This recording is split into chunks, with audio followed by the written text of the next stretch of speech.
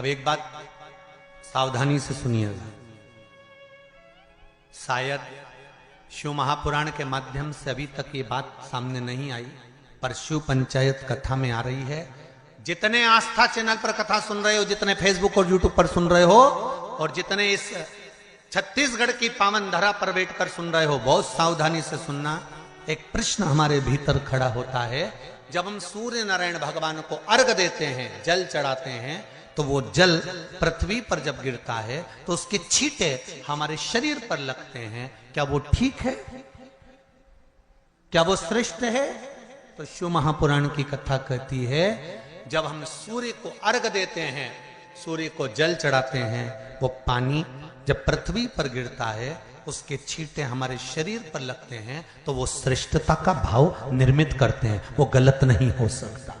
कारण अब वो भी समझ लीजिए।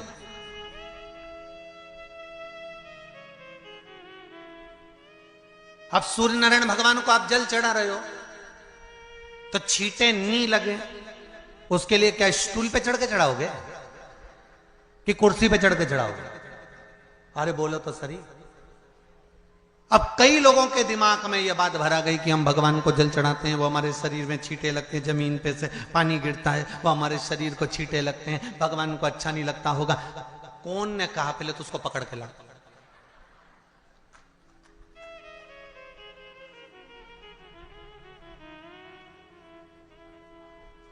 क्योंकि मेरे राम जी महाराज, मेरे भगवान कृष्ण,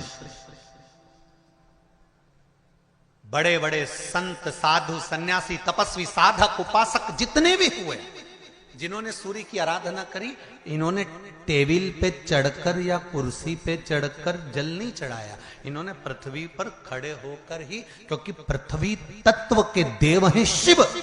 जब हम मृत्यु लोक पर खड़े होकर, पृथ्वी पर खड़े होकर भगवान शंकर का भाग पृथ्वी तत्व को धारण कर कर जल को हाथ में लेकर जब समर्पित करते हैं, और जो जल नीचे गिरता है वो शरीर पर अगर लगता है तो हमको उसका आशीर्वाद ही प्राप्त होता है, दोष नहीं लगता। पर लोगों ने इसको विपरीत कर दिया। कि कौन ने विपरीत करा? कई लोगों ने इसको विपरीत कर दिया। कौन ने विपरीत करा? तो जो दूसरे धर्म के लोग होते हैं, जिनको हिंदू धर्म से नफरत होती है और जो हिंदू धर्म की पूजन, सेवा, अर्चना को समाप्त करना चाहते हैं, वो धीरे धीरे धीरे धीरे कहने लगे कि सूर्य को जल चढ़ाओगे तो शरीर में लगेगा, शरीर में लगेगा तो दोष लगेगा। इसको कह कहकर घर घर में सूर्य को जल चढ़ाना लोगों ने बंद कर दिया कि आप जल चढ़ाएंगे तो दोष लगेगा, शरीर पे छींटा लगेगा, शरीर को ऐसा लगेगा। ये दोष नहीं है। कितनी सुंदर बात है महाराज। सूर्य नारायण भगवान को जब जल चढ़ाया जाता है, हाथ सिर से 8 इंच की दूरी पर होना चाहिए। जम के बोलिए, सिर से कितना ऊंचा होना चाहिए? 8 इंच ऊपर अपना हाथ होना चाहिए मस्तक से सूर्य को जल चढ़ाते समय। और ना चांदी का, ना स्टील का, ना लोहे का, ना प्लास्टिक का, ना कांच का, ना सोने का कोई बर्तन, ना कांसे का, ना एल्युमिनियम का, ना पीतल का, केवल एक पात्र होना चाहिए, वो है तांबे का। काय का पात्र होना चाहिए?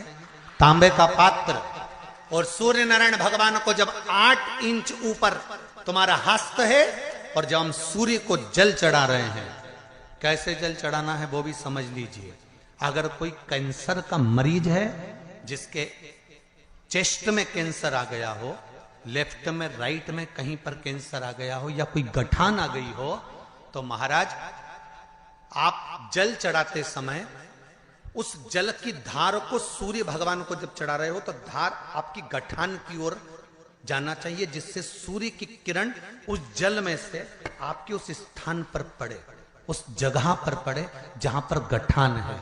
महाराज आप लगातार जल तो चढ़ाना चालू करो, अच्छे अच्छे डॉक्टर फेल हो जाएंगे और कह देंगे गठन ठीक हो गई। आपका लीवर और किडनी गड़बड़ कर रहा है, आप प्रतिदिन आपका स्वास्थ्य गड़बड़ रहता है, आप प्रतिदिन ये ज्योतिष शास्त्र के अंतर्गत, रत्न शास्त्र के अंतर्गत ये रत्न शास्त्र, ज्योतिष शास्त्र, रंग शास्त्र जो हमारे यहाँ है, रंगों के हिसाब से ये जितने रत्न होते हैं, माणिक हुआ, मोती हुआ, नीलम हुआ, मूंगा हुआ, पुखराज हुआ, ये क्यों कहते हैं ये पीला है, ये सफेद है, ये नीला है, ये लाल है, इसको शरीर में क्यों पहनाते हैं? उसका कारण होता है कि जब शरीर में पहनते हैं, सूर्य की किरण उसमें पड़ती है, हमारे शरीर पर वो कलर का इफेक्ट पड़ता है, उस कलर को शरीर पर लगता है, और शरीर पर लगता है तो हमारा शरीर धीरे धीरे, हमारी जो इंद्रियां हैं वो सही होने लगती हैं, काम सही होने लगता है। तो आप कहते हो ना सब, मैं कौन सा नक पहनूं, मैं कौन सा मोती पहनूं, मैं कौन सा पुखराज पहनूं, मैं कौन सा नीलम पहनूं, वो ज्योतिष शास्त्र के अंतर्गत, रत्न शास्त्र के अंतर्गत जितने रत्न हम पहनते हैं, ये केवल उस किरण के लिए ही तो पहनते हैं कि जो सूर्य की किरण मिले, उस किरण का प्रभाव हमारे शरीर पर पड़े। तो इन सबसे अच्छा है कि सुबह शंकर भगवान का नाम लो, तांबा का लोटा में जल भरो, 8 इंच ऊपर सिर से हाथ होना चाहिए, और सूर्य नारायण भगवान का दर्शन साधारण नहीं, जो जल तुम चढ़ा रहे हो, वो जल की जो धार आ रही है उसमें सूर्य का दर्शन होना चाहिए, तो कैंसर की बीमारी कभी नहीं हो सकती। लीवर, किडनी, हार्ट, आपके हार्ट में अगर तकलीफ है, डॉक्टर ने कह दिया कि इसमें नस चोक है, आपको कहीं ना कहीं छल्ला डलेगा, आपको कह दिया इसमें कुछ ना कुछ प्रॉब्लम आ रही है, आप सूर्य को अर्घ देना चालू कर दो, सूर्य को जल चढ़ाना चालू कर दीजिए। आप सूर्य को जल चढ़ाओ, वो जल की जो तरंग आ रही है, वो जल जो निकल कर जा रहा है, उसकी जो किरण आपके हृदय पर, आपकी छाती पर पड़ रही है, नाड़ियों में पड़ रही है, नसों में पड़ रही है, उसका बल देखो तो शरीर 1 महीना लगातार चढ़ाओ तो 15 दिन 20 दिन कर तो देखो। क्यों राम जी महाराज जल चढ़ाते थे, क्यों भगवान कृष्ण जल चढ़ाते थे सूर्य को, क्यों दशरथ जी महाराज जल चढ़ाते थे, क्यों कश्यप ऋषि जल चढ़ाते थे सूर्य को, सारे 33 कोटि देवता, सारे ऋषिवर, साधु संत सन्यासी तपस्वी साधक उपासक सब भगवान सूर्य को अर्घ दिया करते थे। क्यों देते थे, किस लिए?